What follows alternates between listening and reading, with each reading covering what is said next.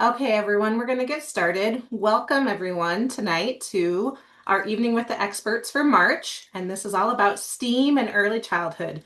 Now, I know acronyms get thrown around a lot in education, so hopefully you came into this knowing we're not talking about water matter and that we're talking about science, technology, engineering, art, and math concepts in early childhood. I am super excited to have Dr. Raeann Mettler joining us tonight. She brings such a wealth of knowledge and experience, not to mention she's a mom as well, and she's going to have a lot of great tangible things for you guys to take back into your classrooms. So, without further ado, let's get going.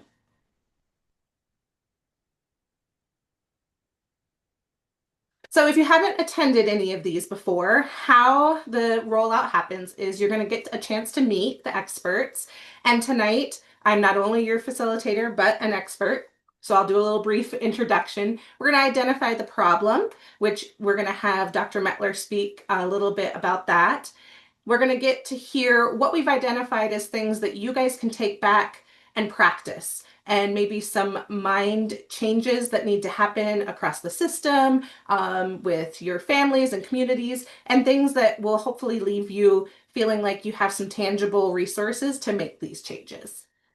We'll have time for pre-submitted questions, and then if you guys have any questions, we'll have time at the end as well. However, if you guys have attended these, you know you're able to drop it in the chat at any point. I'll try and keep an eye on that as well, and that way I can pull up those questions when there's relevant times and topics.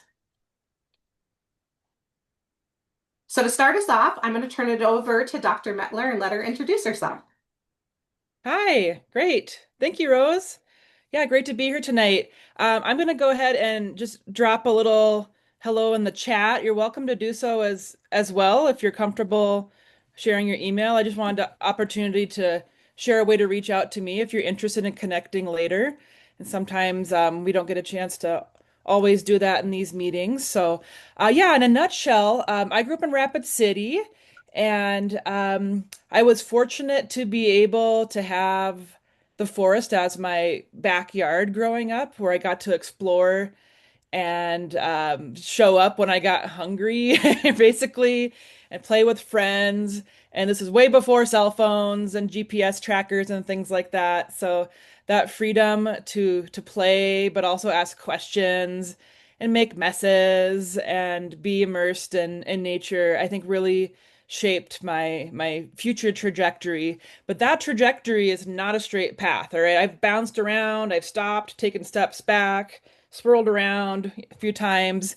And so reflecting on that too over the years of and as we talk with young professionals today about what their career goals are, we have to remind them to keep reaching for those goals, right? And sometimes it's not the same story as somebody else's. So today's mostly going to be a lot of storytelling, tons of pictures that I think you'll feel a little nostalgia over, either your own childhood or working with youth, and we'll be laying a foundation of why we think STEAM and STEM fields are important in early childhood and in your entire lifetime, right?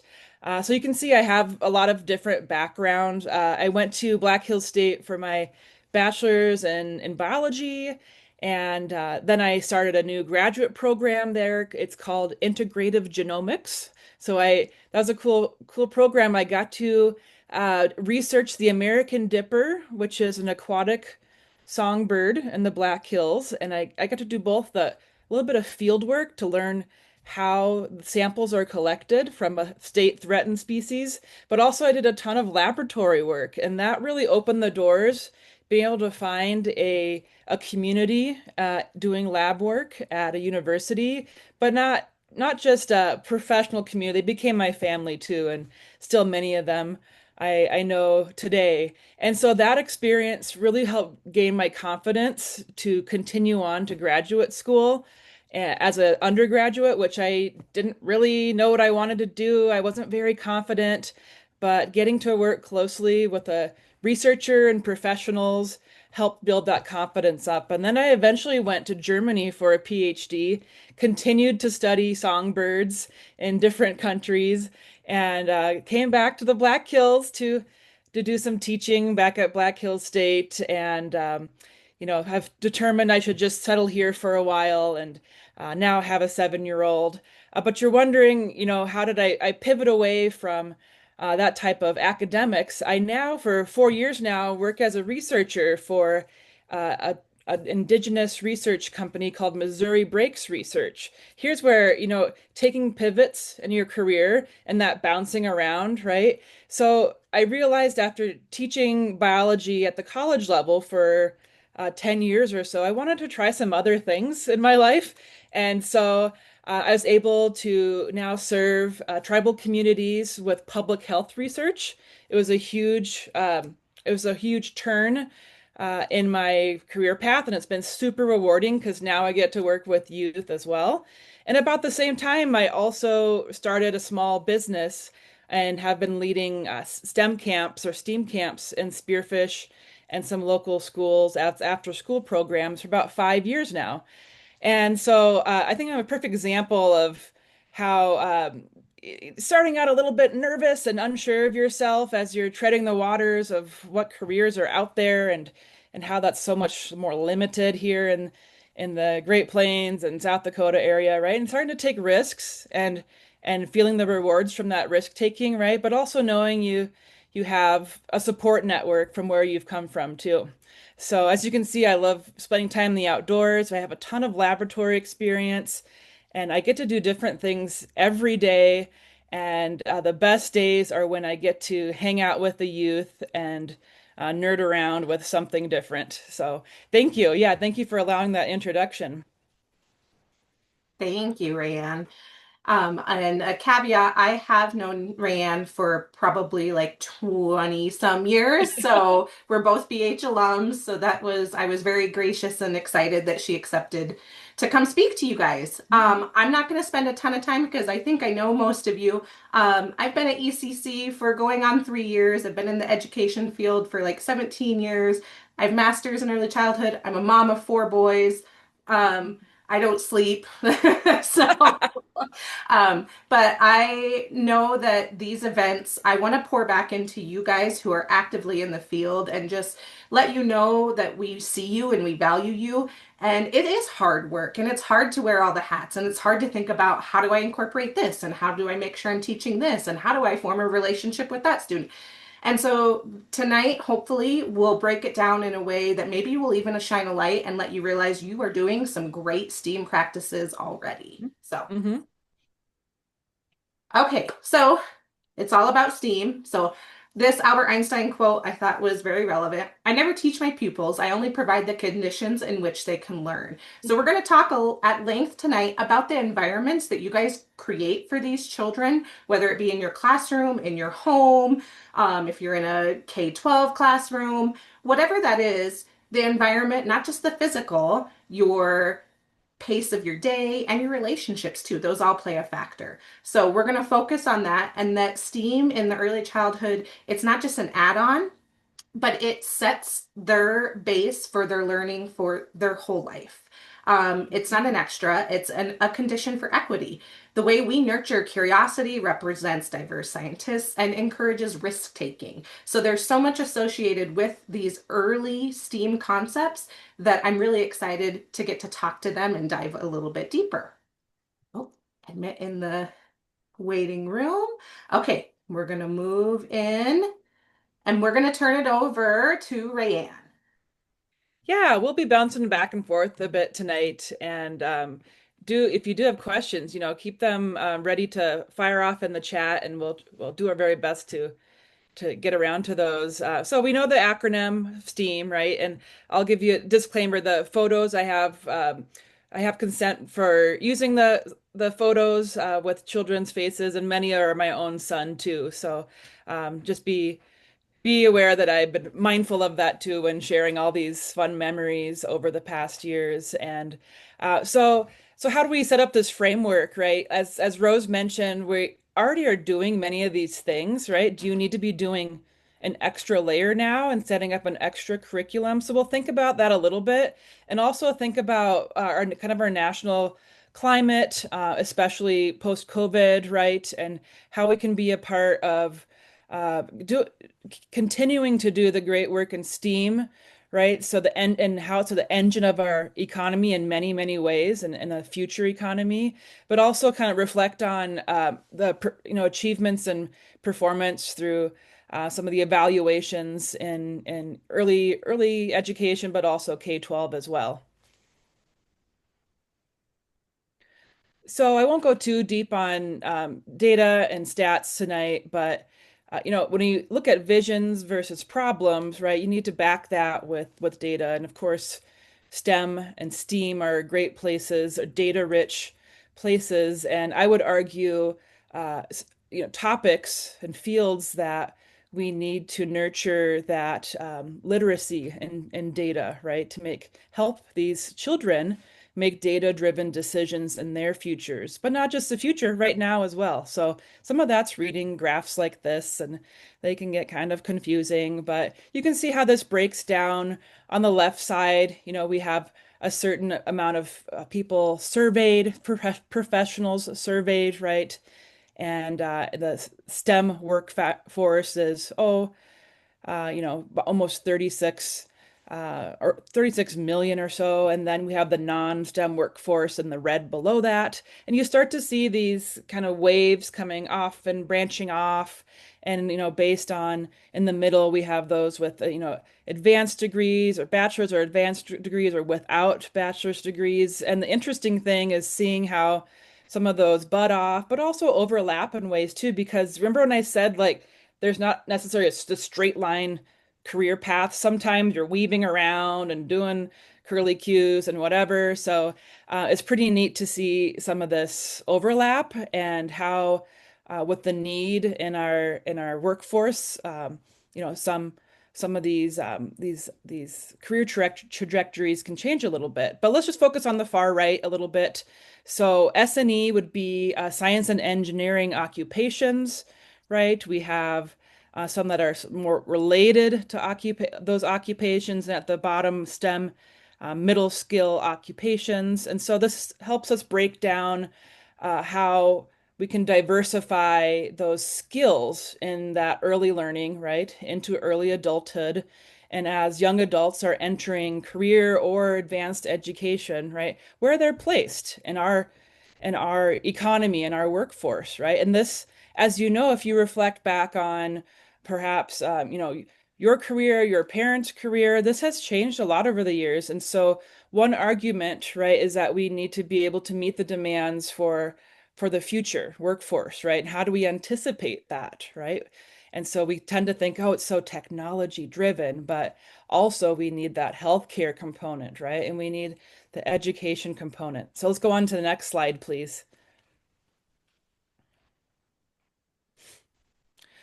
Right. So the previous graphic was outlining the current state of American STEM workforce and education, looking at different professions, and it would show that those professions constitute about a quarter of our domestic labor market. Okay, so about a quarter of our labor market is in STEM fields, we can say, right?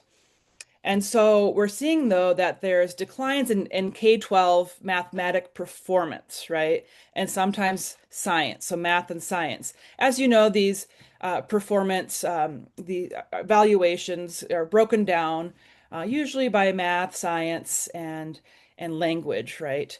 And so here we can start to see some variation in men versus women in the workforce. And this was, surveyed in 2023, right?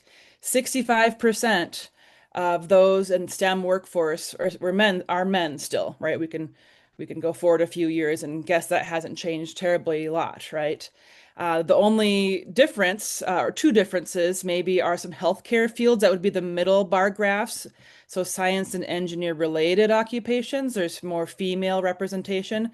And then the far right, non-STEM occupations. So we'll touch on this a little bit later again when we reflect on getting girls and women, young women engaged more in STEM fields. But as you see, we need to be able to even out, that make this more equitable for women and young women and girls to approach some of these STEM fields so that they're well represented in our future workforce. Okay. Thank you. We'll go on to the next one here. And so, what challenges does our country, we'll just say the United States, what challenges do we face? And we'll say K-12 STEM education right now. We can kind of break it down. I know it says four number ones, but we'll say there's 4 points here, maybe four points. So, this is, reports that are done by the National Science Foundation and other large surveys. So they've determined that first, there's incomplete recovery from pandemic related learning losses. I think most of us can relate with this, right? There's particular challenges in mathematics, okay, when we look at performances and scores right now. A 2024 national assessment of fourth and eighth graders revealed that while high performing students have shown recovery since 2020, the lower performing students have not shown any recovery, right? So those that really need the extra help, right, aren't really rebounding as well as those that were doing okay before. So the exception, there's always some exceptions to these generalizations. And the second point here, declining international competitiveness, right? When we compare our student scores to other countries, right, we might lose a competitive edge, and that might lead to some of that brain drain. Some of our top, let's say, top STEM professionals might go overseas because they're getting a better paid job or a better opportunity at advancement, right? And so eighth graders from 18 different advanced economies were considered in these types of analyses, and US students scored in the middle of the group for science and the bottom third for mathematics when you compare internationally, right? Furthermore, average math scores for these US eighth graders in international assessments dropped 27 points between 2019, which is pre-pandemic, and 2023, right? So tracking this performance, we start to notice patterns or trends, and sometimes they're not going in the right direction that we want to see, okay? Third on this list, disparities related to teacher experience and credentialing. This will impact student performance as well. I think we can feel this a little bit in our region. Math assessments from 2024 will show that students do score lower when they're taught by teachers with less than 6 years of experience or the appropriate credentials, certifications needed, compared to those that are taught by more experienced or traditionally certified teachers. Okay. And then finally, the last point, low high school math achievement does severely impact and limit post-secondary STEM success. So the students that had declared a college STEM major, of those, only 34% that scored the lowest math percentages, right, did end up completing their STEM degrees. So that's about a third, right? Those that were majoring in STEM, a third completed, okay? Compared to a 71 completion rate for those who were higher scoring achievers, right, when they were younger students. So we've identified some problems, nationally, and we need to look broadly sometimes to compare what's going on internationally, right? And then we need to take a step back all the way to early childhood education and start to set our students up for early success, okay? So, thank you. Yes, next slide here then. We have a few more charts to compare visually with South Dakota performance, right? So we've talked about national performance, international. Let's look at a different scale here. We have our state report cards. These are publicly available. You can search by school, by district, and this is all statewide, right? So as we can see that from the small little pull down menus, the left graphs here show mathematics performance scores. The right set shows science. Initially, they kind of look similar. Our students were performing at the 44th percentile in both math and science for the 2024-2025 school year, right? This is quite a bit lower than the ELA or English language score of 53%, so about 9% lower when you look at those. What's staggering, my friends here is looking at the different divisions of the different male, female. Females are scoring a bit lower, several points lower than males. Okay, and then we look down at American Indian and Alaska Native. These are communities that I work with personally in my regular job. They're scoring at the very lowest, 13% in math, 15% in science, right? And then you can see the different diversity throughout those. And so we can immediately identify needs, especially in our tribal communities, to be lifting up these students, right? We don't want to look at this in a doom and gloom scenario, but as a way to help us identify how we can already help in early education, right? And that's why we're here tonight, is to help boost up students and help carry them all the way through their K-12 through college into their careers, right? And so we need to be able to understand what's happening and perhaps think about some reasons.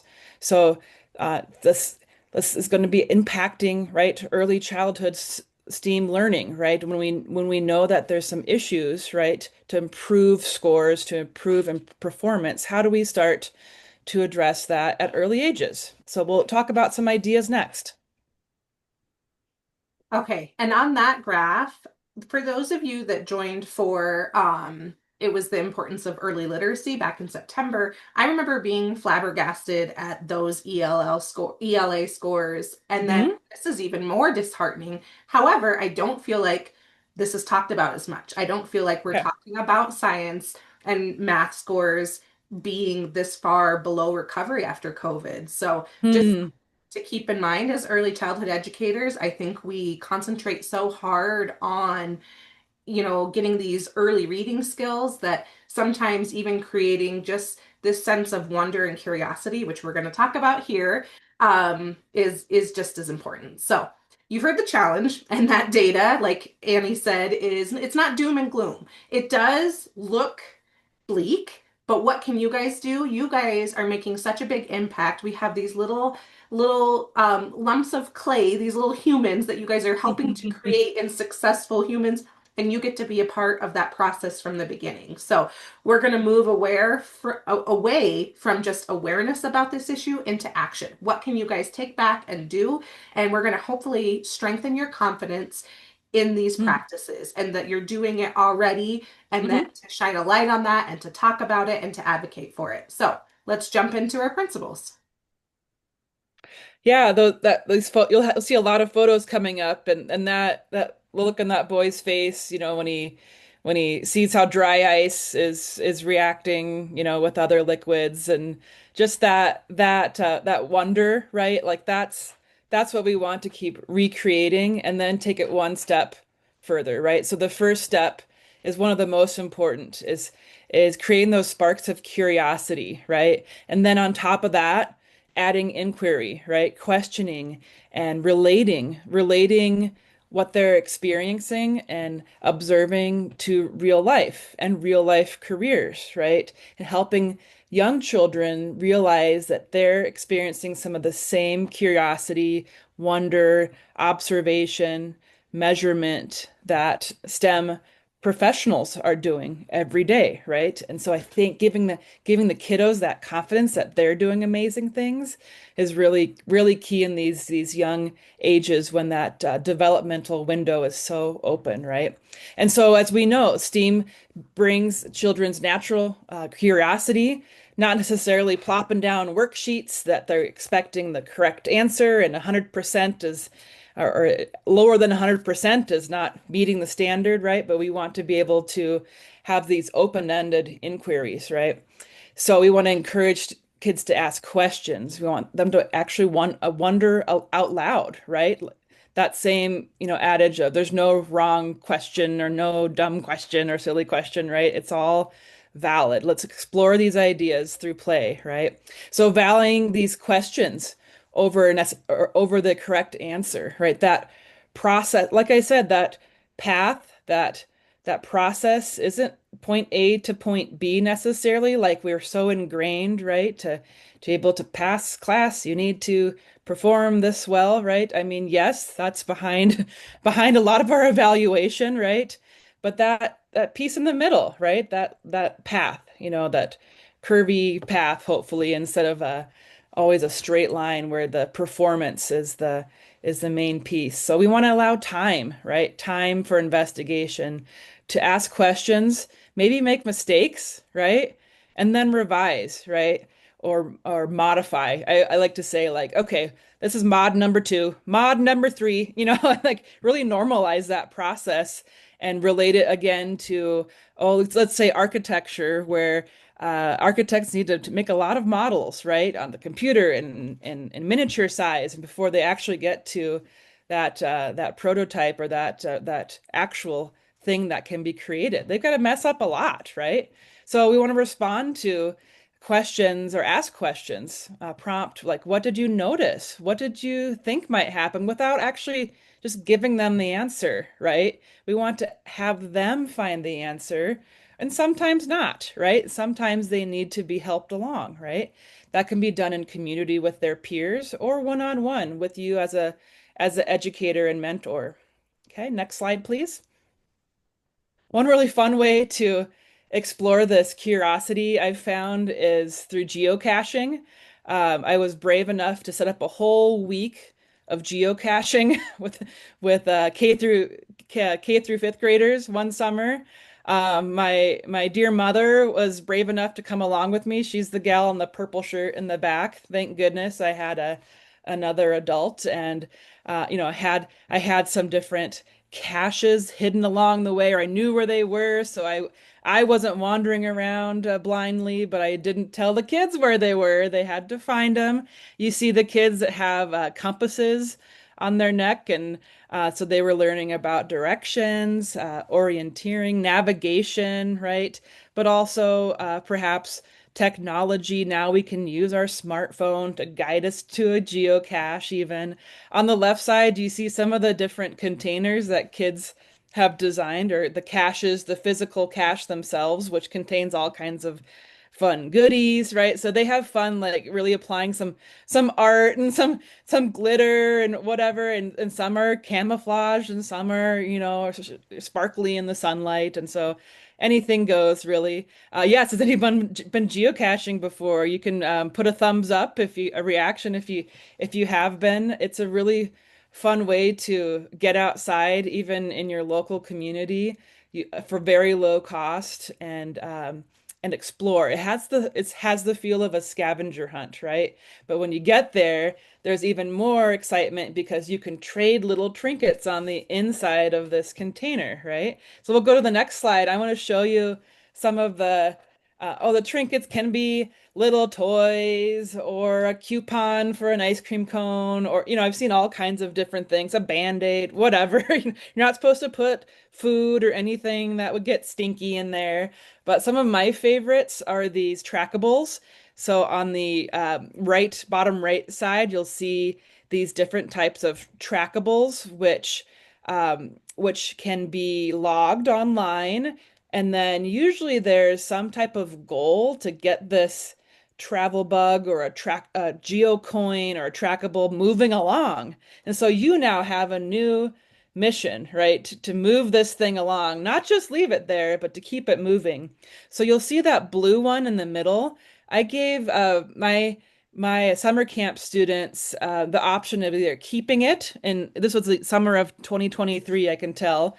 They got an International Geocaching Day coin, right? And the backside had something cool on it, but every one of them had a unique ID number, and a lot of them wanted to just keep it and take it home, but others wanted to have like a mission to get it moving somewhere, right? One wanted to get their geocoin to Portland, right? And this one, as you can see, it started in Spearfish on the map, the left map, as the little yellow waypoint. It bounced around. It looks like it bounced around Colorado a lot. People were moving it all over. All those numbers were different spots it moved. Looks like it got to New Mexico and even Arizona, and looks like it got to Georgia next and bounced around Georgia. And then somehow it got all the way over to Europe. Right? So you follow that yellow line, it got dropped in some outside of Amsterdam, and now it's living in Germany, actually not far from where I got my PhD education over there near the Black Forest of Germany. How cool is that, right? How could this one child that decided to put this coin out in the world possibly have known it would end up over in Germany within a year or two? So these things can keep traveling along, and I we left a little message, online to the kids place this, keep it moving along, and then others become part of that mission too. So this is a fun way. I've had a lot of fun.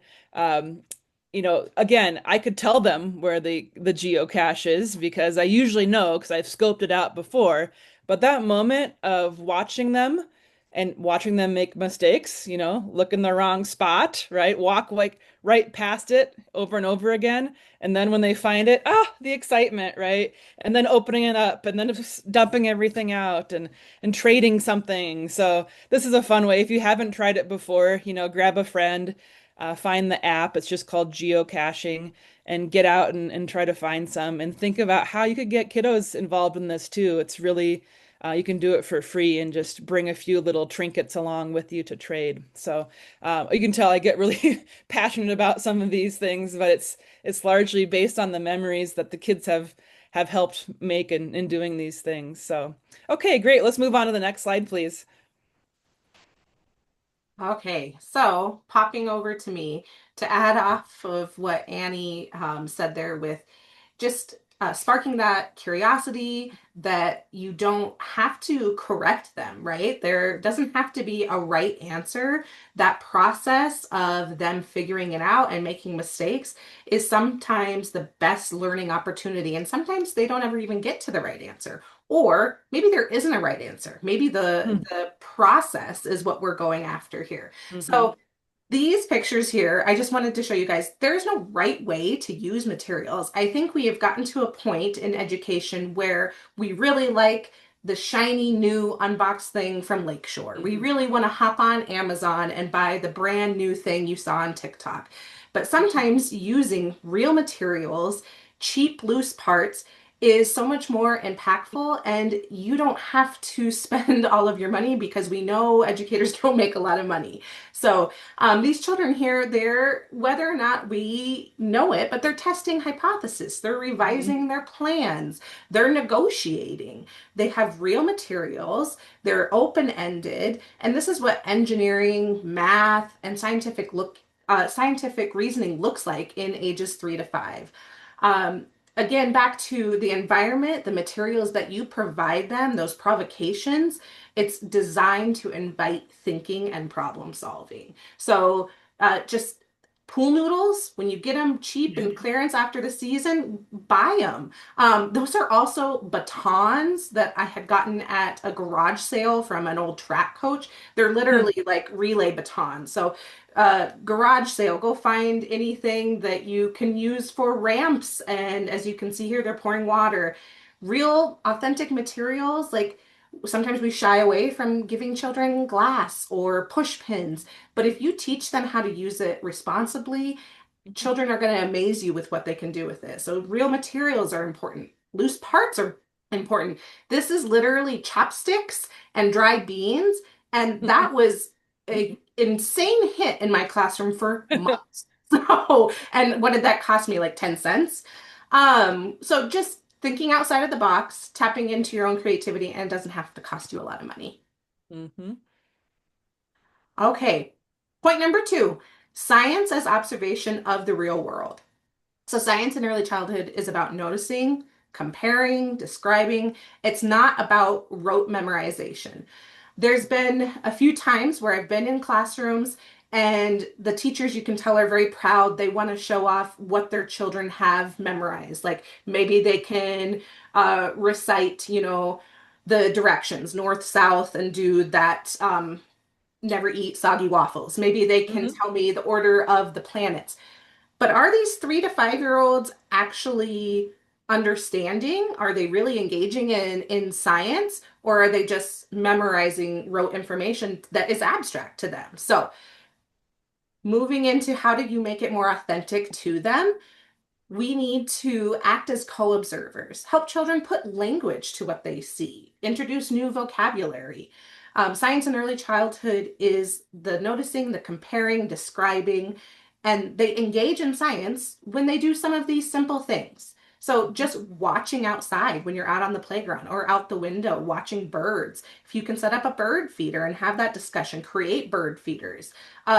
If you do weather watcher in your classroom as a classroom job, talking about the weather changes and the season changes, comparing things. So leaves, feathers, rocks, insects, shells, bugs. I mean, there's just so many different things that they can learn how to compare, and that is science and math. And they can observe cause and effect during play too. Mhm. And then some real life pictures that Raeann was talking about earlier. So you'll notice in these images that STEAM isn't happening in isolation. It's happening in context of their world around them. So this is in Spearfish. This is the Spearfish Fish Hatchery. And then these are real items collected on a nature walk. So when children observe fish in a real habitat or explore items that they actively got to collect in their own community, they're engaging in authentic scientific inquiry. These immersive experience ground them in abstract concepts, but it becomes tangible, right? They get to see these fish that we've been reading books about. They get to look at how they're built and how they swim. It becomes real life for them. So they're not just learning about the ecosystems, they're seeing them. They're not just sorting materials, they're investigating properties with their fingers and their eyes and their senses. So STEAM in early childhood is strongest when it reflects their area and their real lived experiences. Mhm. All right, over to Annie. Yeah, I was just thinking of how how we are developing citizen scientists through all these observations, of our natural world, and that's a really powerful thing because nature is changing, right? And they can be part of that documentation process, and that process leads to understanding our natural world better and how changes in our natural world, like the change that humans have made, right, can impact that. So here's some additional ways to observe the natural world. On the left, we had kids building boats out of Legos, right? Testing first in a still bathtub, right, a tub, and then taking them to the creek and say, wow, okay, it's a lot different, right? It's moving, right? It sank, and we need to now pick it up with a net. And so they're not fishing with that net. They're just fishing for their Lego boats, you know? So having that comparison, right, of different test environments is really valuable too. Using binoculars or simple ways to look at things, right, at different scales. Looking or planting a garden like the kids in the upper right hand corner and comparing the different types of plants and their growth rates and their fruits, right? But at the same time, observing what the soil is made of. It's more than just dirt, right? It's a living ecosystem. And so opportunities to talk about that and look at the insects you find, right? And look at the different trees or leaf color change has been other projects of we visit the same tree every week and document for citizen science projects the progression of color change, right? And we can also talk about the photosynthetic pigments too, and back in the classroom. We can look at different properties of matter, right? So solid, liquid, gas. I mean, where we live, we get lots of different phases of water here with our climate, and so let's work that into deeper conversations and apply it. We're already talking about and living these things anyways. Let's apply it to science fields and explore meteorology, right, and climatology. And then, with all the messy things the kids love to make, oobleck and Orbeez and slime, all those things, right? Applying, not just mixing the ingredients, but talking about polymers and man-made materials versus natural ingredients and comparing and contrasting how that impacts the way they feel things and the way it stretches and drips and things or bounces, right? So we realize on the next slide here, Rose, please, that these are all parts of the actual scientific method, right? I've taught this in my intro biology classes over and over and over again, right? So there is a certain process. But as you see, it always starts with observation and asking questions about that. And then you see at the bottom, sometimes we need to go back and reevaluate our hypothesis, right? And then importantly, at the bottom, right? Communicate those results. And a lot of times, I mean, me being part of this process and as a scientist, that opens up new questions. And then you're on to the next great experiment, right? Or you continue the same one in a different environment or with a different population. So the scientific method is something science teachers, I mean, basically it's required as part of the curriculum, right? And so we can relate already. This isn't new. You've been doing this already, right? Even our the Native Americans are have been doing this scientific method, right? The first peoples on these lands were making these observations and following this process, and their value into that historical knowledge of the natural world is so valuable as well. So, we're doing it already, is what Rose and I are trying to show you, and just taking that extra step to apply that experience into how that could be meaningful in a child's future, right? Applying it to this could lead you to a spark in your interest and into a STEM field, right? And so let's move on to the next important point here. Absolutely. And we're going to keep capitalizing on that spark. So, technology as a tool, not a replacement for play. This is a hot topic amongst all educators and parents. And it is a very relevant topic since COVID. You know, it really, the impact of technology is it's quite insane, right? So, but it shouldn't replace hands-on experience. It should enhance learning. So, if you want to take a second and drop in the chat, anytime you've used some form of technology with children and Mhm. what that looked like and what you felt was successful with it. So, we just want to see where you guys are at with this. And while you guys are doing that, I'm going to bump up to the next slide.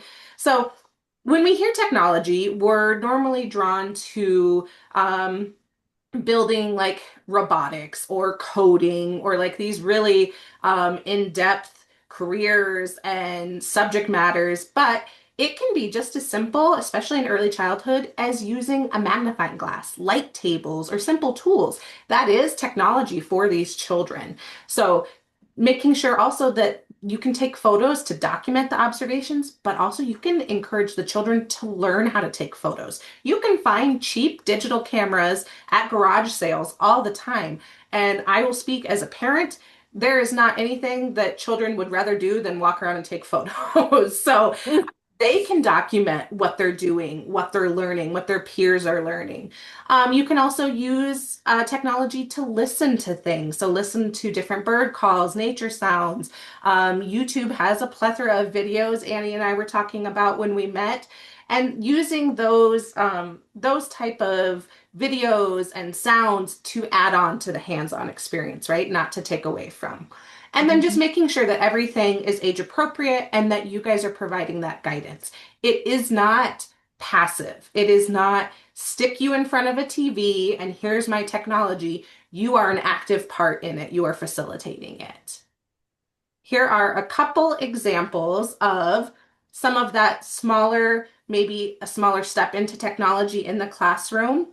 A light table. If you do not have one, you can create one for less than $20. So this is on the left here, a plastic tote with two like portable, almost like shop lights. So total Mhm. that was less than $20. So you can Mhm. create a light table if you don't have one because they are quite expensive. Magnifying glasses, that's a form of technology too, and it helps children slow down and deepen their observation and invites that scientific thinking and reasoning that Annie was just talking about. So, technology in early childhood is about access to these tools and helping children investigate their own world.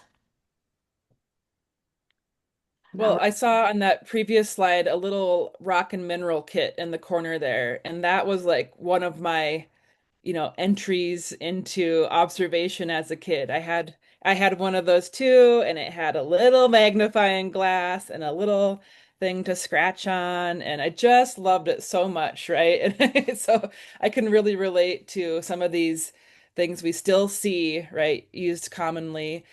So from something an entry level as in early childhood, like a magnifying glass or light table, right? Then they can get exposed in STEM classrooms to different types of microscopes. On the upper right hand, that's a table we had at Neutrino Day.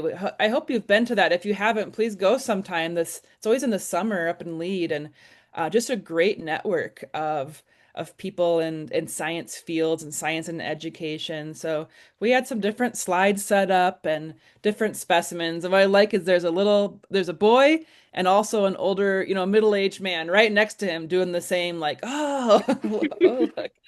Down the bottom corner, I just set this up at Seed Swap on Saturday at the Spearfish Public Library.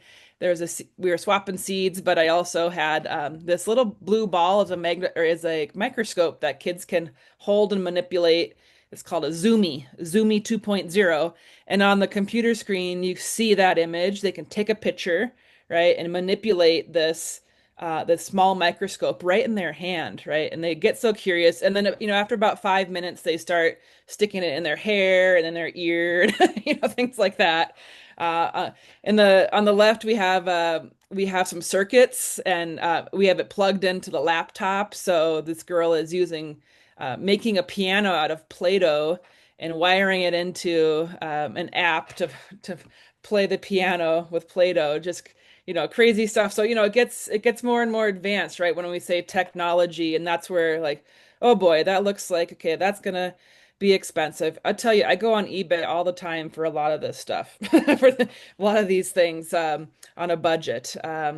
There's me. I was doing a strawberry DNA extraction in the classroom there. So that's kind of a type of biotechnology, right? And then this is one of my favorites. These are my friends, Reed and Harper. My dad worked in electronics in his career, knows all about circuit boards and components and transistors, and like my mind just kind of like, I'm like I go blurry when he starts talking, but he comes in, or he loves to come in, take apart stuff, right? We all have a broken this or that sitting around, right? Whether it's a remote control car, or this is the back of a TV screen, like a small TV, and he's pointing out the different pieces to these kids, right, that help take it apart with the screwdrivers. And not only does like my heart melt when I see my dad being able to share some of his knowledge, but like I'm learning right alongside him, and the kids are just fascinated. So sometimes it's learning how things work, how the technology thingy works by taking it apart, and maybe trying to put it back together again, right? So, well, we can move on and relate this to an upcoming big movie. You may have heard of Toy Story 5 coming out this summer. And the villain of this movie is the tablet, right? Or here it'll be called Lily Pad, right? It sounds a lot like the Leap Pad, right? And so here's a rivalry between the traditional toys and this electronic toy. And so we'll have to find out how it can they peacefully coexist, or does one side beat the other? And so this will be a very good topic to bridge that discussion with kiddos about technology and the need to still have screen-free playtime, right? And there's actually, some recommendations even by the CDC and American Pediatrics Association about appropriate screen time for different age groups. For example, this infographic is showing kids from 8 to 10 years old spend about 6 hours a day on some type of electronic media, right? And about 4 of those hours are just watching TV, right? I've been guilty of this before when I have to be on a meeting, my kid has an early release or something. We're all guilty of it, but we need to be able to have those alternatives ready to go, actually maybe more accessible. Have some basketballs ready. The dog always needs a walk, right?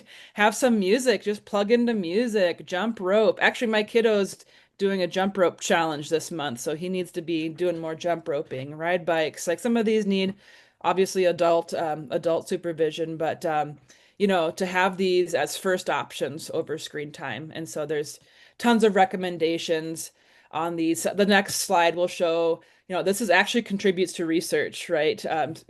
Surveying families, surveying schools, or, the recommended screen time is much lower. For example, from 8 to 18 years, only 2 hours is recommended per day. That could include being in school, right? Being in the computer lab. Well, what they're actually getting is quite a bit more, right? And so this is a big concern. We can help balance this, right, as educators and parents, right? We can see some of the developmental concerns when you look at the table here, right?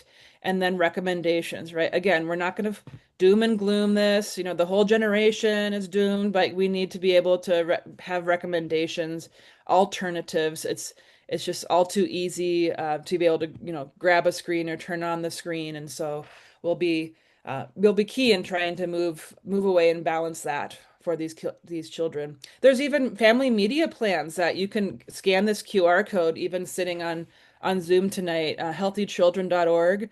You as a I'm going to actually do this myself and set up the family media plan, right? And it helps step you through these guideline to make priorities, right? Has tips, right? You can print it and put it on your refrigerator, and helps, balance play and family time versus screen time. Helps you talk about social media too and safety. Helps set a good example for kiddos and optimize your family's online experience. So, there's tools out there that help it make it easier as educators and parents as we face the all too tempting screen time.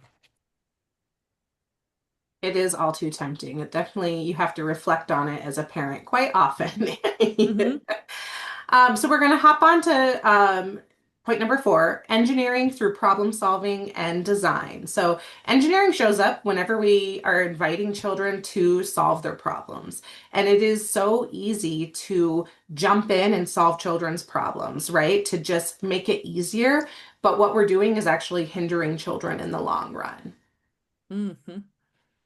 So I gotta minimize my chat. Hold on. Okay. So the engineering process helps children develop persistence, flexibility, confidence, and especially when adults celebrate the process and the effort versus the outcome. So if you are encouraging and taking pictures of the building, even though it fell over or it didn't reach the product that they were looking for, but you're still celebrating that, that is going to what keeps those children coming back to try again. It helps them become persistent and have the confidence that it's okay to fail.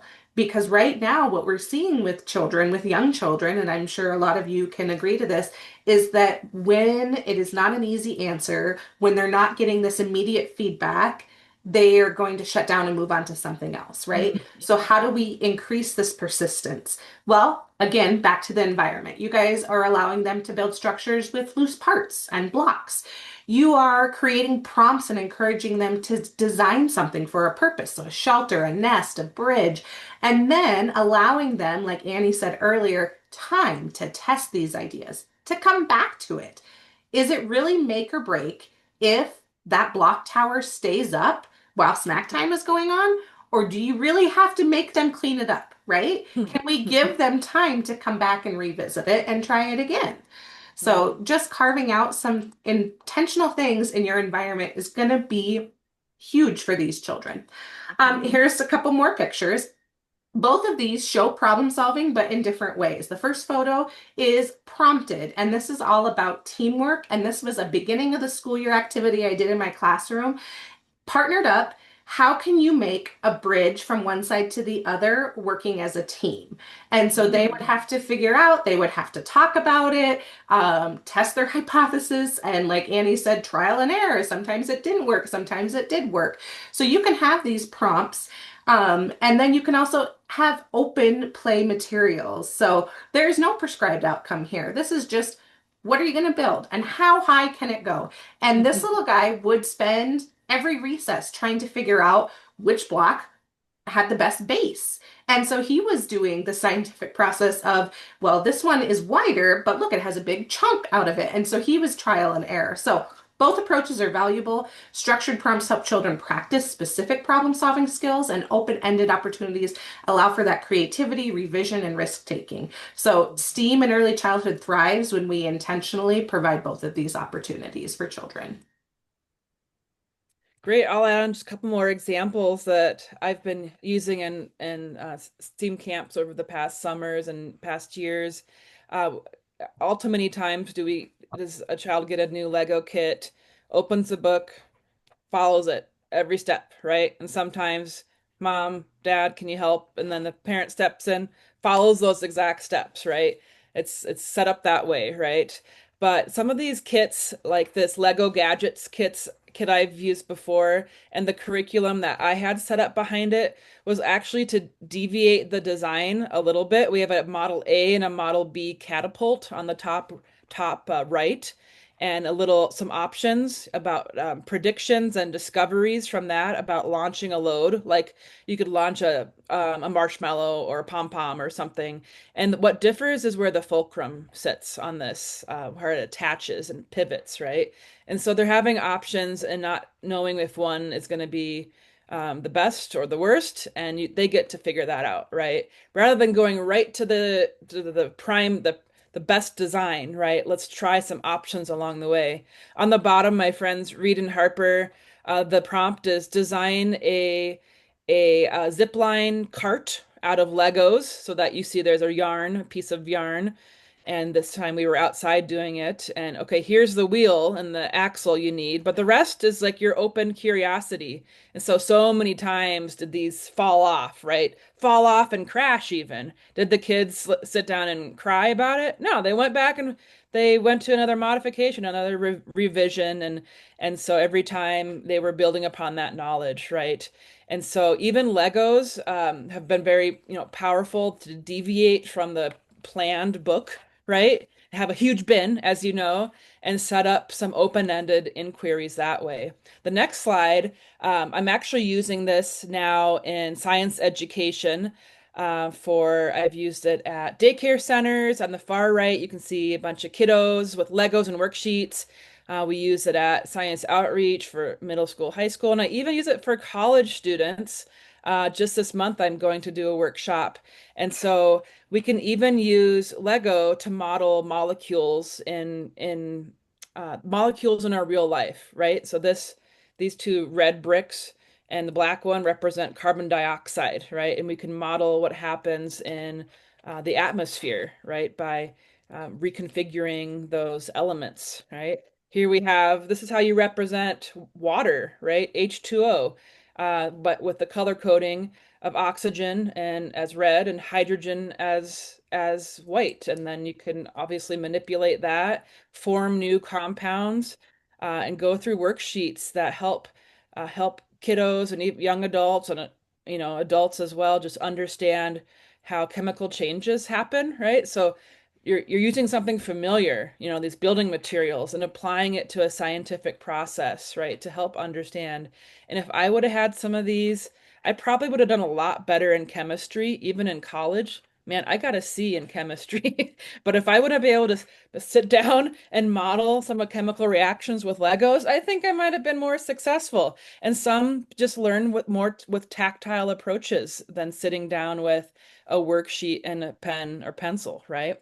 So we'll move on, and the next one just shows some of the worksheets, right? You can see the atoms are represented by different colored bricks, right? And this one shows a process of how oceans become acidic, right? And here you have your pH strips and can relate to pH as well by using Legos. So one of our resources is the MIT Edgerton Center. I have colleagues that have developed all these worksheets as part of science education, and I'd be happy to share them with you if you think it'd be a great way to apply modeling with Legos in your classroom. And this is just a screenshot of their website and some of the different types of activities, photosynthesis, chemical reactions, air, water, right? And so I invite you to look at some of these resources that have already been set up, and all you got to do is really find some loose Legos and a little box to put them in and print out a worksheet. So it's really pretty low cost. We'll continue on though. as you guys are moving into planning for summer, this would be a great place to go look at some lessons and ideas for those days when it's too hot, because we know you're going to have a couple that are over 100 degrees and you're Hmm. so. Okay, so point number five, mathematics as meaningful and embedded. So math is everywhere. They're in all of our daily experiences, in the children's daily experiences, and in our STEAM explorations. So in STEAM, how can we provide the STEAM-rich environments that embed math instead of making it a worksheet like Annie was talking about or a separate activity? And this can be challenging. It can be hard to find developmentally appropriate ways to challenge all of the children in your classroom, but it should be seen as an invitation for you to have these conversations, look at your materials, and what are you providing them in the environment? So here are some different ideas. So counting objects or birds seen outside, no prep, right? That is just in your mind. You have wrote that when I go out for recess, I am going to engage some children in this activity. Comparing sizes, weights, and quantities. Scales are super cheap and easy to come by, so that's a great thing to have in your classroom. Measuring using non-standard tools. So you can measure with your hand. Like I remember, and I know this is fairly standard, but learning that like your knuckle is like roughly the size of an inch. And like, can we do that when we're outside and seeing how tall the plant is? Can we identify different patterns in nature and in our routines too? So something that my children, they can tell you that it is, two rights and a left, and then another left and a stop, and then that's how we get to school. And they're already putting together mathematical patterns of how our car gets to school. So can you do that identification in your routines too with your children? Here are some of those pictures again. So math isn't just happening at worksheets or whole group, it's happening through experiences. The one on the left is something that is termed self-correcting. So if Hmm. you create something or if you have Montessori equipment, most of it is going to be self-correcting in nature, which just means that there is going to be a way for the children to realize that they have not come to the right answer. So Hmm. this is a size comparison where they were going to put it in size and then also they were going to measure the fish. And this went along with when we went and looked at the fish. So this was authentic and relevant and them learning how they could measure a fish. And then we went fishing as well. And Yeah. then on the right here is, again, super cheap and simple. We had apples and we cut them, so practical life skills, but then they got to sort and classify the different parts of an apple. So they Oh. sorted the apple flesh, they sorted the apple seeds, the stems. Unfortunately, there's not a lot of leaves when you're getting apples from a grocery store, but if you have the opportunity to get some, fresh orchard apples, by all means, and you could add that in as well. So Mhm. when we embed math naturally into our environments, they experience it more meaningful and they're connected to it. It's not abstract. And that Mhm. builds confidence and they see themselves as problem solvers. Mhm.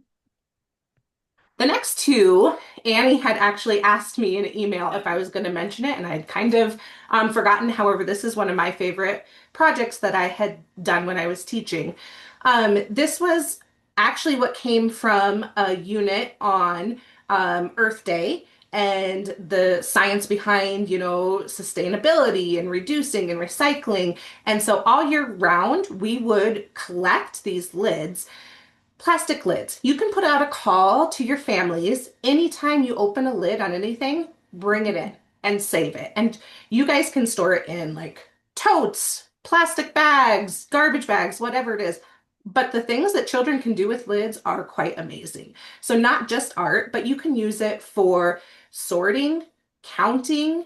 Um, you can have pattern making, quantities. And then what we did here is we created large scale like mosaics. And in this, there are so many mathematical components. So before anything was glued down, we had to compare quantities. Do we need more blue for this project? Do we need more circles? Do we have to look at our spatial reasoning? Like, is this enough space between the cloud and the moon?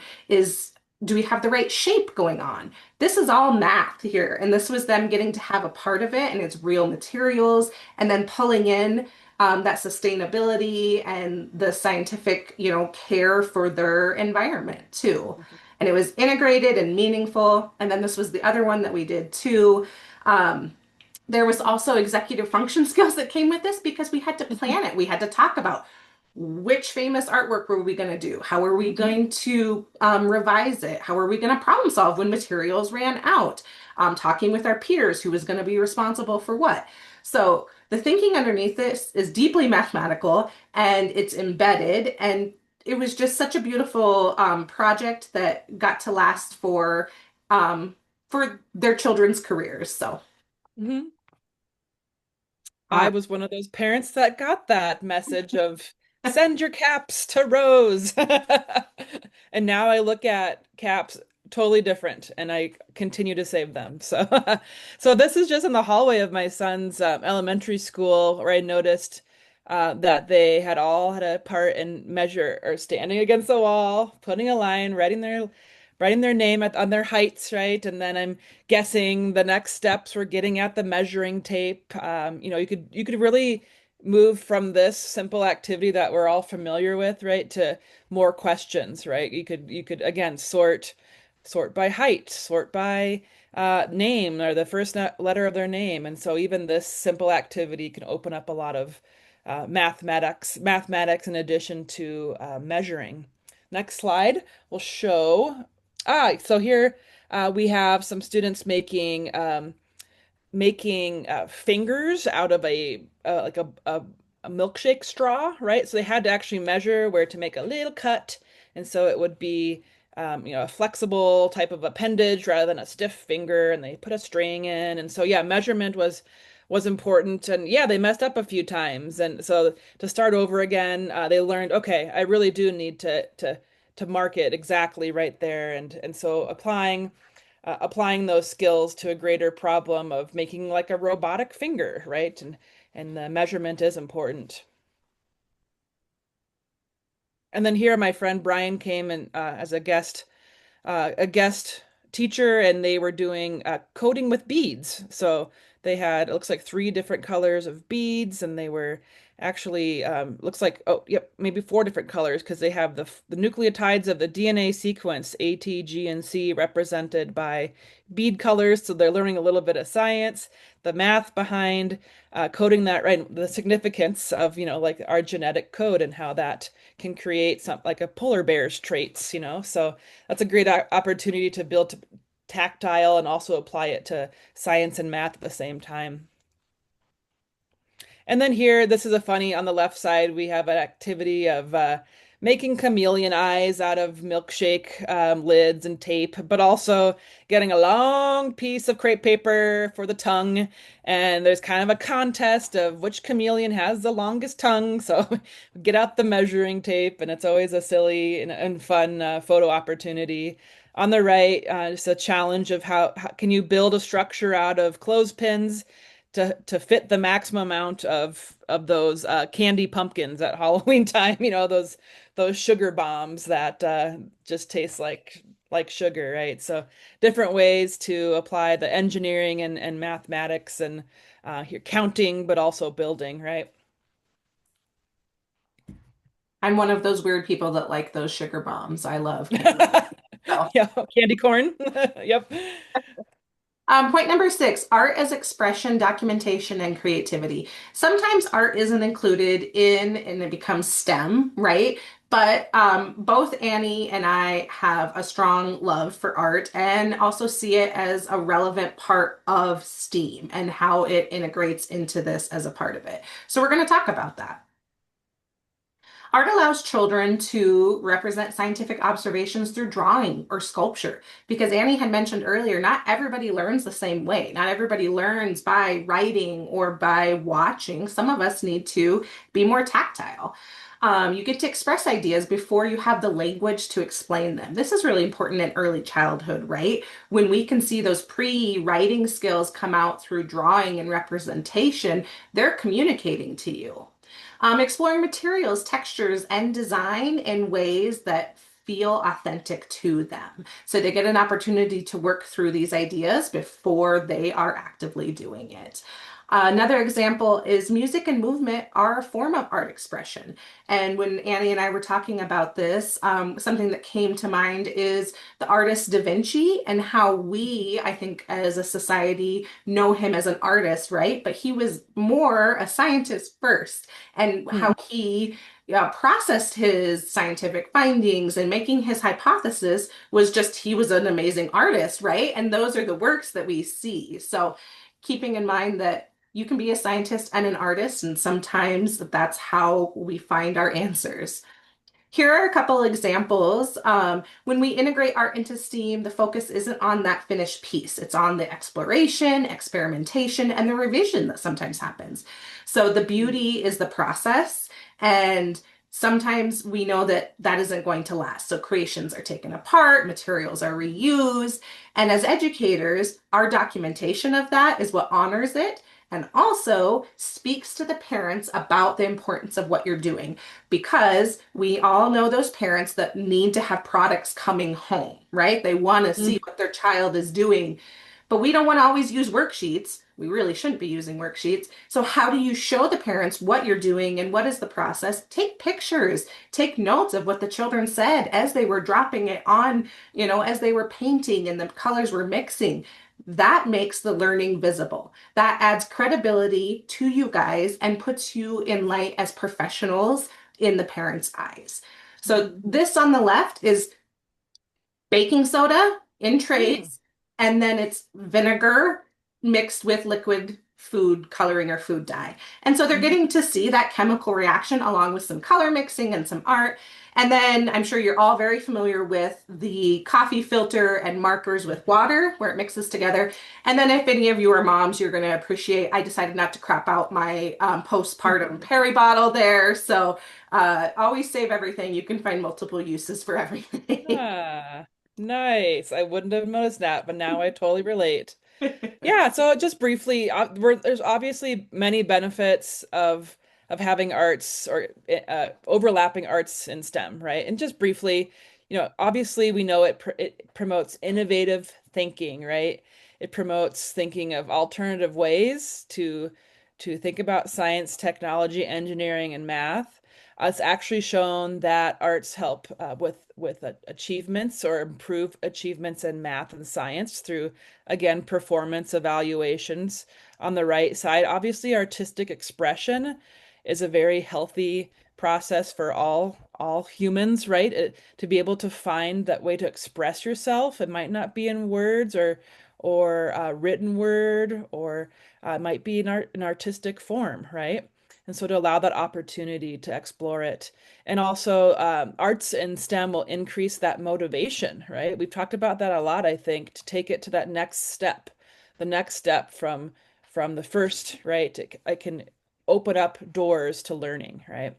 And just some additional photos from my classrooms of artistic designs. We'll just keep tabbing through. It just brings back a lot of great memories. And in the middle, I think STEAM is like the best Venn diagram ever, right? Here we just have the two pieces, but in the middle, that's that wonder, right? That spark, right? And we've seen this. We know we witnessed this in the children, right? And applying, natural materials to paper mache or building a dinosaur out of pasta or making an X-ray, so all these things open up learning on a new topic, perhaps, right? And great ways to create art, but also learn science fields. Something that Dr. Schoenweis had spoke about when she was our expert on art was that art provides multiple ways of knowing. And that's what we're looking at in science and STEAM, right? Is understanding that it takes all viewpoints and testing these hypotheses. So, point number 7, equity, representation, and women in science. Children need to see that everyone has a spot at the table when it comes to STEAM, as Annie had showed you earlier on with all of that data, and that it hasn't changed perhaps as much as we had hoped.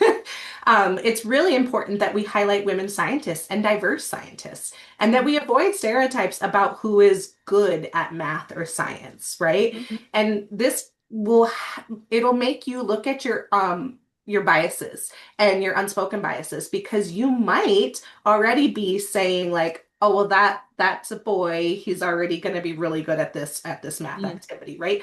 You might not even know you're doing that, but that might be. So pause and try and think about everybody has a voice at this table and topic. Encourage girls and all children to see themselves as capable and investigators. And I included this in the resources, but A Mighty Girl is a great resource, a great website for anything women related, but science and STEAM related. They have a great list of books for early childhood and K through 12 on science and education. And so that's in that resources that I emailed out. I encourage you to go find some amazing books that speak to you and what you would like to see in your classroom with your children. Well, I'll just be brief about some of these following photos. I've been participating in the Women in Science workshops at both School of Mines and Black Hill State for years now as a speaker, and I do something different every year. It'd be easy just to repeat the same thing, but I challenge myself as well. Some things go better than others. So this is actually, I went to West Middle School, and this is a group of girls from seventh and eighth graders from West, and we were just nerding out and taking the jumping photo thing. So this is a great way for the girls, young women to feel like a safe place and learn from women professionals. So I encourage you to either think about taking your classes to Women in Science or getting and volunteering at an exhibit table or as a speaker, as a professional in the sciences or in STEAM. It's just a great experience, and it's one of my favorite things to do every year.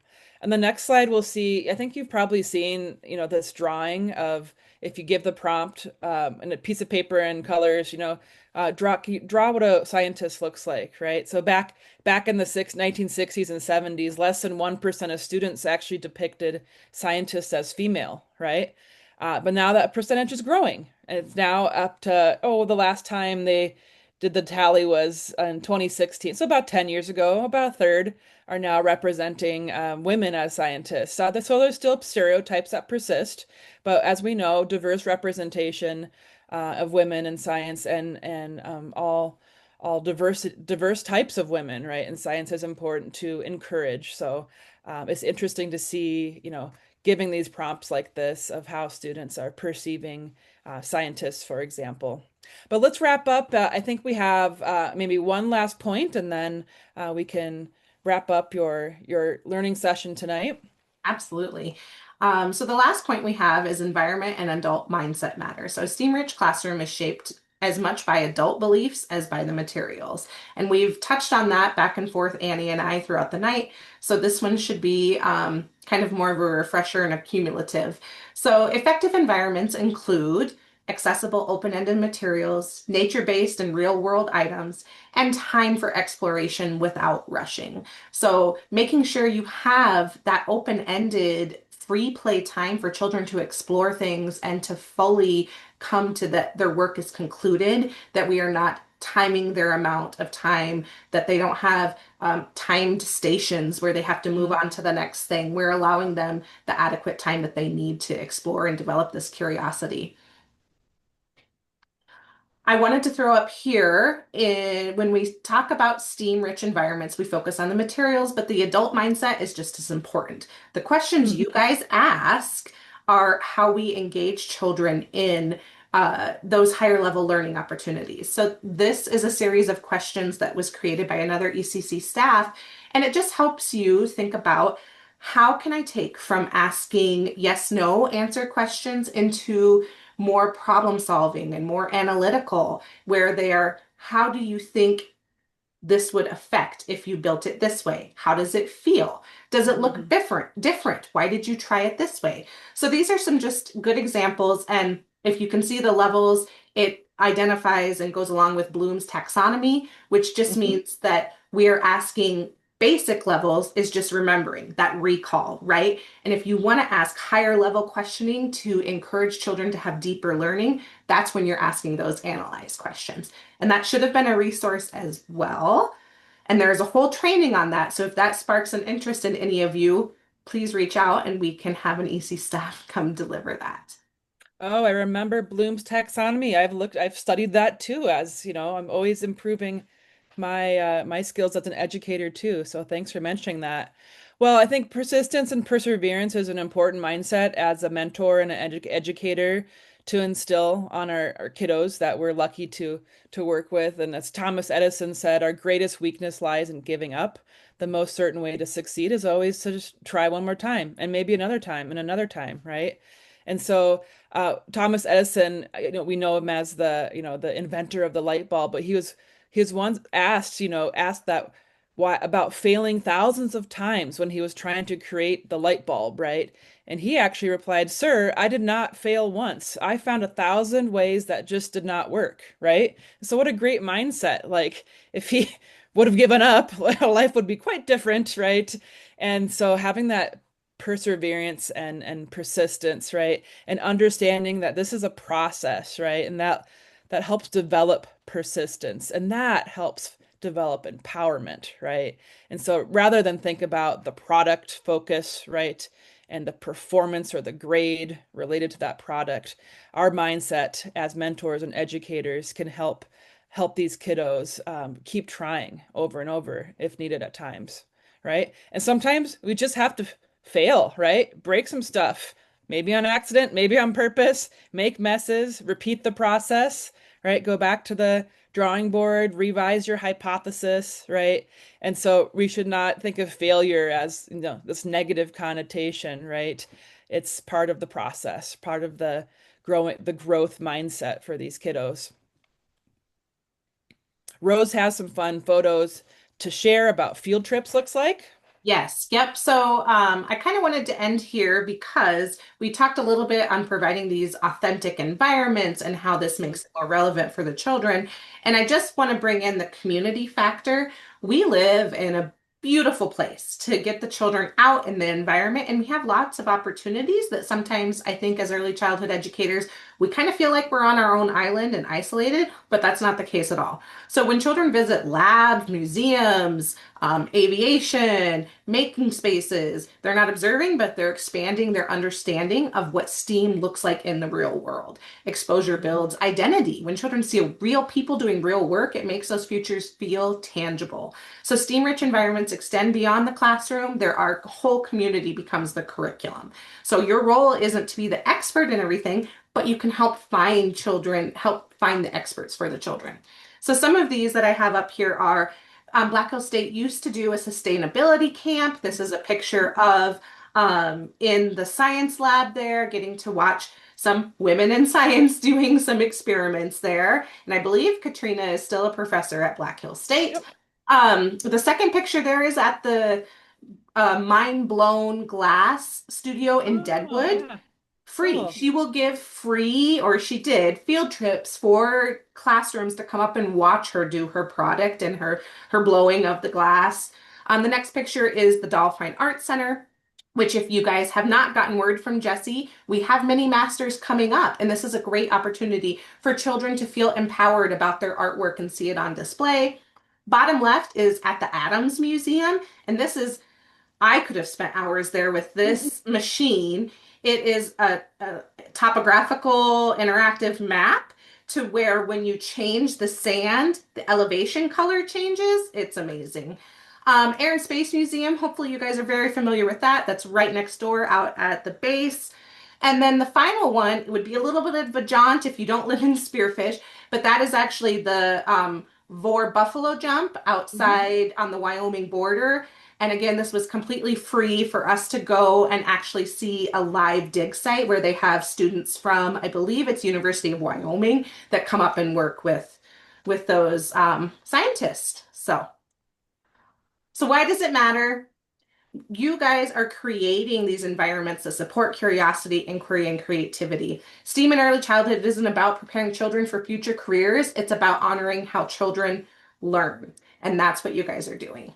So, we're going to look at some next steps. If you guys feel sparked and motivated, I'll let Annie touch on the ones that she plopped on here. A lot of them are resources that we sent you guys. Oh, yes, I've been engaged in the South Dakota After School Network as a STEM ambassador and also have taken workshops with them. Thai Technology Innovation in Education is now called Compass. They do some great professional development as well. South Dakota Biotech is a great resource, healthychildren.org, and the MIT Edgerton Center. I just dropped the link in the chat if you're interested in using Legos to model biology, chemistry, and earth science. Love that. And last month, we had the Department of Health as a resource, and that's still here again because that's a great resource. And then obviously, our ECE system and the Mhm. ECE Resource Hub is another great one.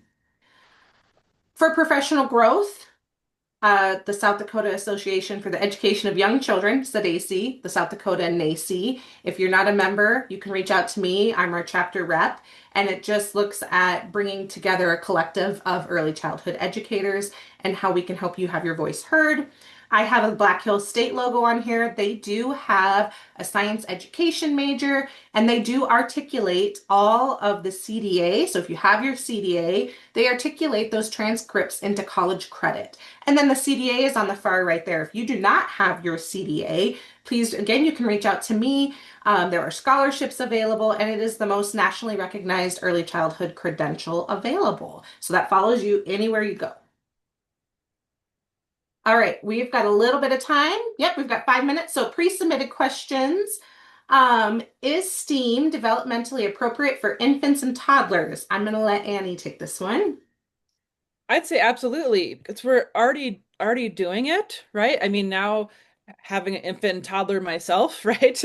We're already doing it. We just might not think it's called STEAM, right? But they're living these STEAM experiences, navigating their little worlds, right? They're little engineers, learning to use their hands, right? We're teaching them numbers and counting and vocabulary with blocks and things that are appropriate for their age, right? Sometimes they want to put it into their mouth, and give it a taste, but it's about providing them with those opportunities. And like I said, building one step further at a time of mentioning, oh, you're building a tower like an architect might do, and like exposing them to that vocabulary as well, so that when they do get into grade school and beyond, they've heard some of these terms before and they thought, oh, I've done that before, right? They feel that confidence, and when they're with a safe person or a mentor that encourages them to build and learn from when it gets knocked over, right? They feel comfortable taking risks in these types of activities. So yeah, great question. Great. And then how do I fit STEAM into an already full daily schedule? So I hope after tonight you realize that STEAM isn't like something else that you have to do. It's not a worksheet that you have to go print out.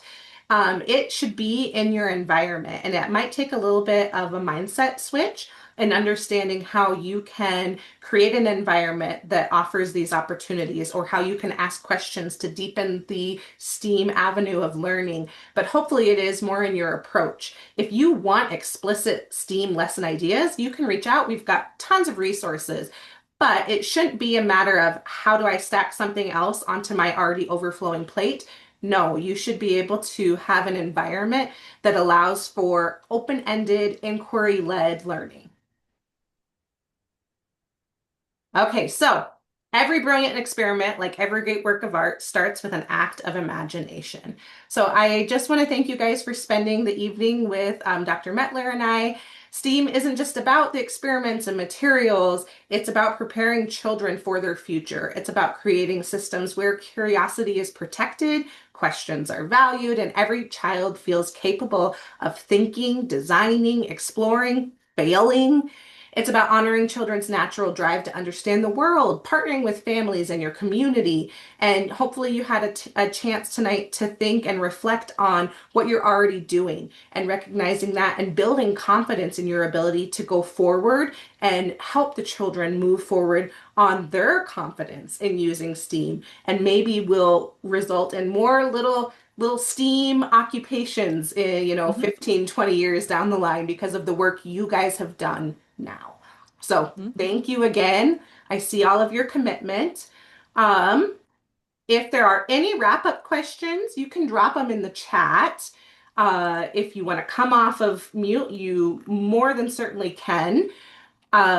If not, I'll just add one final closing comment. In addition to getting up early to watch the lunar eclipse tomorrow morning from 4 to 5 a.m., I'll say it's not just developing the STEAM workforce, right? Every single young mind needs to be exposed to how they're part of collecting data and how they can think and analyze that and find good resources, right? And make data-driven decisions when they're young adults and they're adults, and where to perhaps getting, aging and need to rely on this next generation to help move our future forward. So I just wanted to close on that data-driven decisions impacts every one of us. I love that. And here's our calendar for the rest of the month. We have two other trainings that might be interest of you after tonight. So on the 19th, Tiny Thinkers, how babies and toddlers learn and communicate. So that's going to apply some of the STEAM practices. And then on the 25th, I'm delivering a training called From Questions to Delivery, Cultivating Inquiry in Early Childhood Classrooms. So how do you get comfortable with those questions and how do you deliver them? All right, let's close out of there. Here is your evaluation QR code. I'm going to drop the link in the chat for those of you that don't have a QR scanner.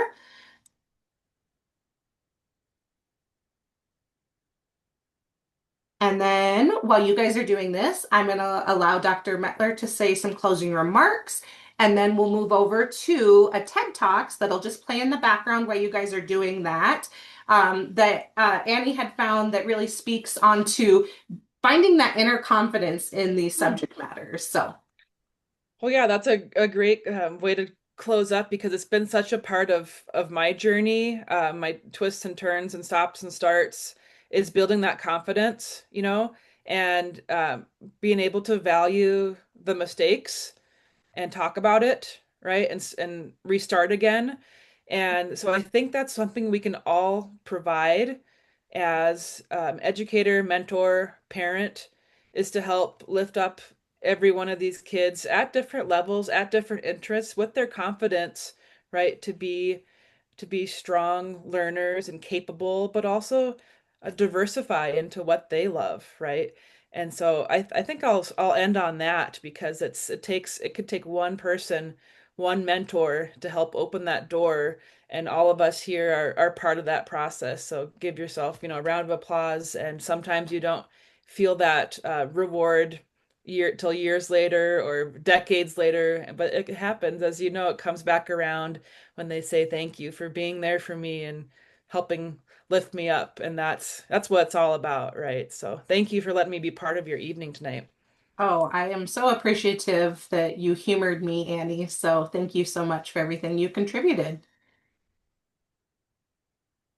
And see if this will play for you guys. I hope it's going to open in a window. Apologies for the ad that's going to pop up. When I started my record label, the business side of things, taxes, finances.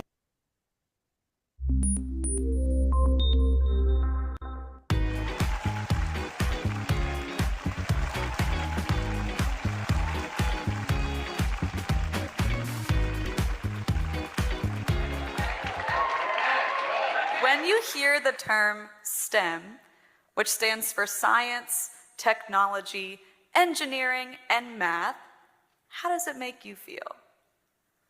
Does it send a strike of fear through your heart or a shiver down your spine? Does it bring you back to that high school chemistry or biology or math class where you felt confused, inadequate, or maybe even scared of the subject? If this feeling doesn't apply to you, you're one of the lucky ones. If you're sweating just thinking about the idea of a math equation, you're someone who's just like me. For most of my life, I had this inner monologue about STEM that told me things like science is hard and math is hard and maybe it's for some people, but it's just not for you. But what if I told you a different story about STEM? What if I told you that there are things that we do every day that actually make us scientists, engineers, and mathematicians? Think about this. When you get a tough stain on your clothes and you try adding a bunch of sprays and home remedies to get that stain out, you're thinking like a scientist. And when you see something wrong with your car and you decide to try fixing it yourself, you're thinking like an engineer. And when you do something as simple as calculate a restaurant tip, you're thinking like a mathematician. You see, people involved in STEM fields are just people who lead their lives with curiosity. They ask interesting questions and try to find interesting answers and solutions to those questions. I think we all do that. I think everyone is a STEM person. But for most of my life, I didn't feel that way. When I was a kid growing up in Kentucky, I loved playing outside. I was not one of those kids that you would see playing organized sports. I was the kid in the field next to the playground gathering flowers to make flower chains, or watching bees pollinating, or catching snowflakes on my gloves in the winter and wondering where these beautiful things came from. Once, my friends and I found this plant that we thought was so cool and so special that we dug it up and planted it somewhere else, safe from weed whackers and lawnmowers, and brought cups of water every day at recess to keep it alive. As kids, we're always outside observing and collecting samples and doing little experiments. All those things that we do when our minds are open and curious. But for me, my love for STEM didn't translate to school. Around sophomore year of high school, the inner monologue was really established, and it said things like, math is scary, and science is hard because there are so many things you don't understand, and the only scientist out there is like Albert Einstein or something. Sophomore year stands out to me as a turning point because that is where I met my sworn enemy, pre-calculus. For the first time in my life, I was failing a class halfway through the year. I was distraught. I didn't know what to do, and that inner monologue was running wild, saying things like, this is all your fault, and you're dumb, and you can't do it, so you shouldn't even try. I was really desperate to turn that grade around when I heard about a nice teacher named Mrs. Law. Mrs. Law was a math teacher at my high school who would open her door after school and help any student who came into her classroom with their math homework. And when the final bell rang on the first day that I walked into her classroom, I knew that it was a special place. With the flip of her short, shiny, dark bob, Mrs. Law would walk around the class asking questions like, okay, what happens next? And, what do we do? We did this last time, let's try it again that way. She was a perfect combination of gentle, kind, but also sarcastic and sharp. She was the perfect combination of things that helped build confidence in young people, while also giving them ownership over their own growth. And I'll never forget, one day I raised my hand and waved Mrs. Law over, and she came over, and she looked at my paper, and she looked at me, and she looked at my paper, and she said, Chloe, I actually think you know how to do this one on your own. I think you know this. And there's something about when she looked me in the eye and she said that to me that made me think, wow, actually, I think I do know this. I think a lot of us have had teachers in our lives who have sent us on a trajectory of thinking about ourselves in a different way. When teachers like Mrs. Law both build confidence in their students and teach pre-calculus at the same time, they're thinking like scientists. And after months of work on that math homework with Mrs. Law and that confidence building, I got an A in pre-calculus. Now, it's really incredible what a change of mindset can do, especially for a young person. With new ideas about myself and what I was capable of, I decided to take a class that sounded scary but interesting: Advanced Placement Environmental Science. And I loved it. I realized that environmental science is something that touches all of our lives, whether we desire to breathe clean air or drink clean water or swim in clean oceans or even eat food. Every time I would come across a tough concept or question, my inner monologue was actually pretty quiet. It was replaced by the voice of Mrs. Law saying, "You know this."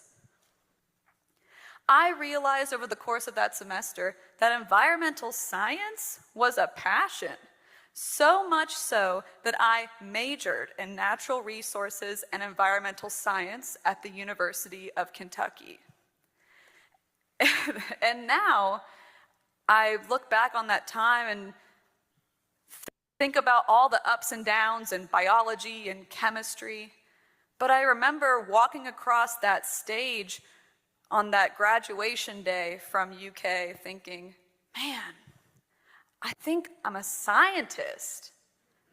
And the seed that Mrs. Law planted sophomore year of high school grew into a career trajectory that I never could have expected before I met her. Now, just a few years later, I'm almost finished earning my PhD in Earth System Science at Florida International University in Miami, Florida. And I don't know if you'll believe this, but part of getting that PhD means that I get to teach college freshmen who are mostly non-science majors introduction to environmental science. And some of those students who are really not far in age from me when I was in Mrs. Law's class come into my classroom. And every semester I ask them the same question that I asked all of you: how do you feel about science and math? And every semester I hear very similar responses. Science is horrible, and math is not my strongest subject. And my personal favorite thing that I hear every semester: I'm only in this class because it's required to graduate, and once I'm done here, I never have to think about science ever again. And I take that in. Okay, yeah, great, okay. And I just do my best to build confidence in STEM in my students, just like Mrs. Law did for me. I ask questions. I try to find news articles and my own lived experiences and live demonstrations to try to teach this subject that I'm so passionate about to people who maybe don't understand it. I do my best to silence those little voices, those ones that my students have and the one that I used to have, that might tell us all that we don't belong in STEM. I love this process dearly. Building confidence is my favorite thing to do as a PhD student. But I also am propelled by a deep conviction that science is entirely misunderstood for so many. Now, some of you guys might be sitting here thinking, okay, good for you, Chloe. I'm so glad that you found your passion, and sometimes I like to get some stains out of my shirts, but I know that I'm not a STEM person. You can't get me. But I'm here to tell you a different story about STEM. I think that there is a place in STEM fields for everyone in this room. Yes, all of you. With all the pressing problems of the day, like global climate change, pollution, biodiversity loss, and many others, it is urgently needed for all of us to ask questions, make observations, and get curious about the world around us. So, if you're one of those people who was sweating at the thought of a math equation at the beginning of this talk, I want to take a quick moment to try to turn that volume down on that self-talk for a few of you. The next time you calculate that restaurant tip, I want you to hear my voice in your head saying, "You did it. Just for right now, you're a mathematician." And the next time you have to use some jumper cables to start a car battery, which I know is annoying, I want you to hear my voice in your head saying, "You are an engineer." And the next time you use different quantities of kindness and strategy and patience to teach someone else something new, I want you to hear my voice in your head saying, "Thank you. You're just like Mrs. Law, and you are a scientist." So, now that I've tried to build up some science knowledge and confidence in a few of you, whether you're actively involved in a scientific project in your community, or taking a college science or engineering or math class, or simply solving everyday problems in the world around you, you are a STEM person.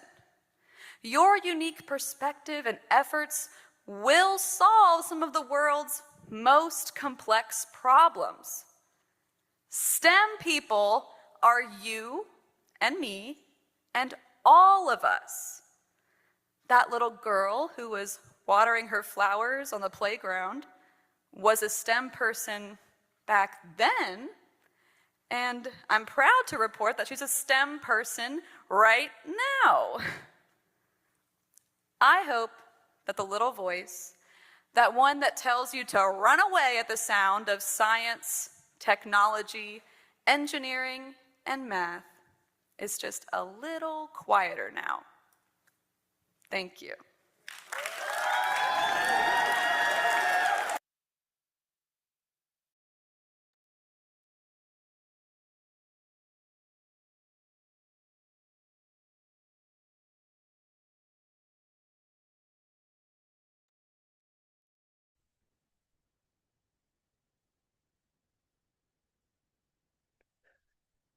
All right. Great message. Yeah. Looks like everyone's getting finished up. So, Yes, it is. If you have any interest, since you're a data person, I can share the evals with you, Annie, of after. course. Oh my gosh. Okay. So I can email you that later this week. Great. All right. Well, thanks for having me on board tonight, and Yes, it was we'll really be in touch fun. again. Yeah. Ah. Okay. Until